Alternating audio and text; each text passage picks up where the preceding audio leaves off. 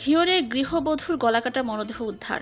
আল মামুন ভ্রাম্যমাণ প্রতিনিধি মানিকগঞ্জের ঘিওর উপজেলার ঠাকুরকান্দি গ্রামের নিজ বাড়ি থেকে সুমাইয়া আক্তার নামের এক গৃহবধূর গলাকাটা মরদেহ উদ্ধার করেছে পুলিশ। মঙ্গলবার 4 ফেব্রুয়ারি দিবাগত রাত 11:15টার দিকে ঘিওর থানা পুলিশ ওই গৃহবধূর মরদেহ উদ্ধার করে। নিহত গৃহবধূ ঘিওরের ঠাকুরকান্দি গ্রামের মোস্তাক আহমেদের স্ত্রী। এ বিষয়ে নিহতের স্বজন ও ঘিওর থানার ওসি মোহাম্মদ রফিকুল ইসলাম জানান, বিস্তারিত রিপোর্ট তুলে ধরা হলো।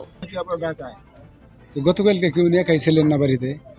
গতকাল যেটা শুনলাম মানে তখন একাই ছিল যে ঘটনা ঘটছে। আবার মাইজা ছেলে ওই ঘিওর গেছিল নাকি ঘিওর ব্যবসা করে, দুইটা মারদার পরিচালনা করে।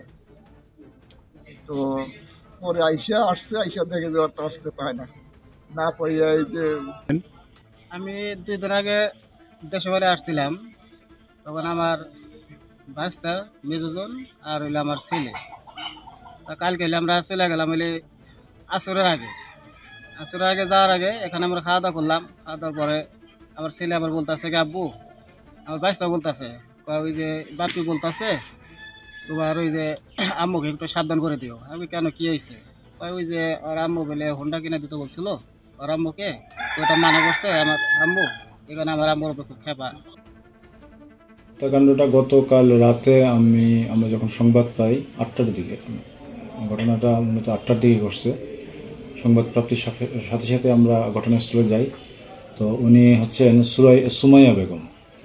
সে হত্যাকাণ্ডের শিকার হয়েছে। প্রথমে তার গলায় গামছা জাতীয় বিষয় দিয়ে ওগুলা দিয়ে পেঁচাইয়া এবং পরবর্তীতে তার গলায় একটা ধারালো কিছু দিয়ে আঘাত করার কারণে তার পরবর্তীতে মৃত্যু হয়।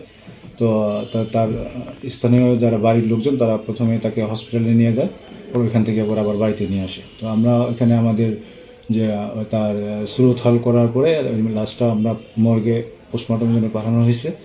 তো এখন এই বিষয়ে যদি আমরা লিখিত কোনো অভিযোগ প্রাপ্তির সাপেক্ষে আমরা আইনগত মামলা রুজু এবং আইনগত ব্যবস্থা গ্রহণ করব এবং এই ঘটনার সাথে প্রকৃত যারা জড়িত এই ব্যাপারে তাদেরকে আমরা শনাক্ত করে তাদেরকে আমরা গ্রেপ্তার করতে সক্ষম হব ইনশাআল্লাহ। ঘটনার সাথে কাউকে মানে আটক বা জিজ্ঞাসাবাদের জন্য কাউকে এখন আটক করি নাই, তবে জিজ্ঞাসাবাদের জন্য আমরা নিয়ে এসেছি। কয়জনকে জিজ্ঞাসাবাদের জন্য? আমরা 2জনকে। তদন্ত এখন চলমান, মানে এখানে মামলা হয়নি, এখন কোনো লিখিত অভিযোগ হয়নি। এটা লাশের ময়নাতদন্ত শেষে যদি ফ্যামিলি থেকে অভিযোগ প্রাপ্তি সাপেক্ষে এটা মামলা রুজুকরণ এবং পরবর্তী কার্যক্রম গ্রহণ করা হবে।